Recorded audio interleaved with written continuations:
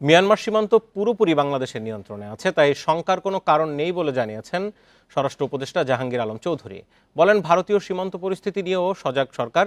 সকালে চট্টগ্রামের border guard বাংলাদেশের অনুষ্ঠানে তিনি আরও বলেন, বিজিবি সীমান্তে এখন থেকে পিঠ দেখাবে।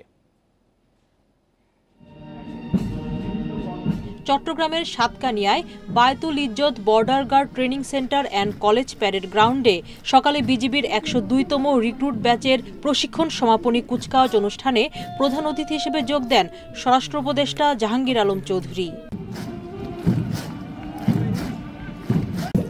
এ সময় সীমান্ত রক্ষায় সৈনিকদের দিক নির্দেশনা দেন স্বরাষ্ট্র উপদেষ্টা।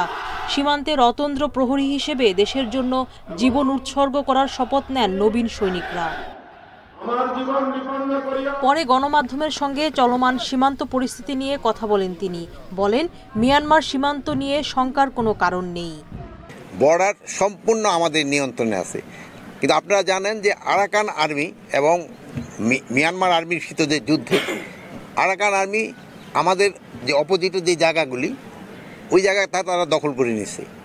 এখন আমাদের একটু সমস্যা যে আমাদের দুজনের সাথে কিন্তু যোগাযোগ রাখতে হচ্ছে। বাংলাদেশে কোনো শঙ্কার কোনো কারণ নেই। ভারত সীমান্তে সতর্ক অবস্থানে রয়েছে বিজিবি। দেশের সীমান্তে যা যা করা দরকার সে নির্দেশনাও দেয়া হয়েছে বলে জানান উপদেষ্টা।